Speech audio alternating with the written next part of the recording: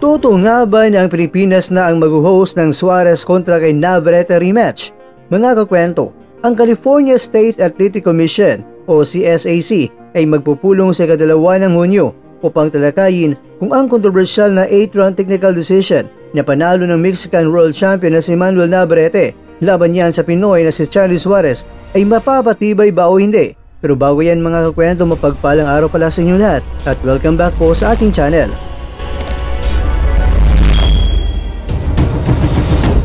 Ang sigawan para sa CSAC na baguhin ang desisyon sa isang technical knockout na tagumpay ni Suarez ay naging mas malakas nang ang karagdagang mga replay sa telebisyon ay nagpakita na isang suntok talaga at hindi isang aksidenteng salpukan ng mga ulo sa ika-6 na round ang dahilan ng kahindik-hindik na hiwa sa itaas ng kaliwang kilay ni Navarrete. Tinawag si referee Ed Colantes na itigil ang laban matapos suriin ng ringside doctor na si Robert Ruelas ang sugat sa 1 segundo sa ika-8 round na nakatakda sa 12-round fight sa Pichanga Arena sa San Diego noong linggo. Sa ilalim ng mga alituntunin sa paghinto ng referee, ang kalalabasan ay kailangan pagdesisyonan ng mga scorecard ng mga hurado. Sa kasamang palad sa lakas ng kanyang malakas sa simula at pagiging agresibo, si Navarrete ang nangunguna sa score sheets at idineklarang panalo. Kung nagdesisyon ang referee na ang kataysanin ng left straight ni Suarez, ang kamay sana ng Pinoy ay tinaas bilang panalo by way of technical knockout. Sinabi ni Suarez na kung hindi hininto ng referee ang laban, ay sana ay wasak niya itong si Navarrete sa mga susunod na mga round na nararamdaman daw ni Suarez na umihina na itong si Navarrete. Sinabi pa ni Suarez na itong si Navarrete ay hindi raw katulad sa simula ng round na kung saan nararamdaman niya talaga ang mga suntok ni Navarrete. Pero sa simula ng 6th round, naniniwala siya na tila ba kumukupas ang lakas ni Navarrete. Sanhi nga raw ito dahil sa pag-overweight ni Navarrete sa laban.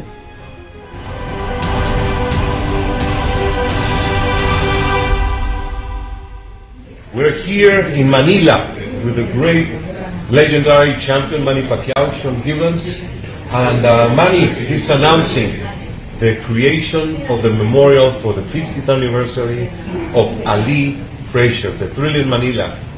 It was 50 years ago. So next October 1st, 2025, many surprises to come, and we will fully support all your efforts. It's going to be a big event.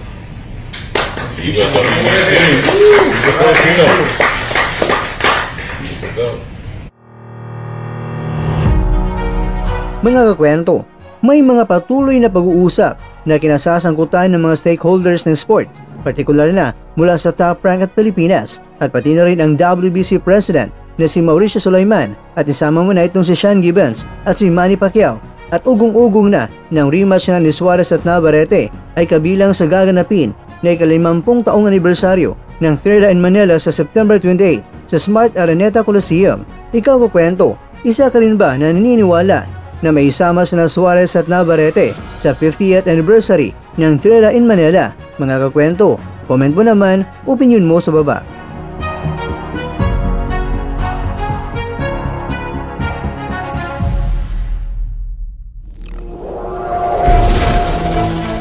At dyan, nagtatapos ang ating kwento.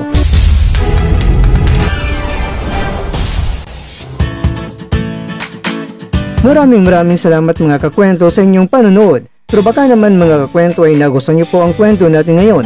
Baka pwede niyo po akong mabigyan dyan ng like, subscribe at pa-click na rin sa bell button.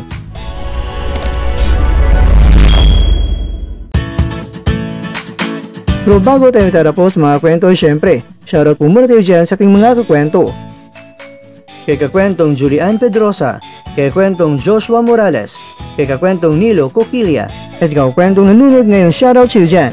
Bueno, hanggang dito na po muna ang ating kwentuhan at abangan nyo na po ating susunod na video.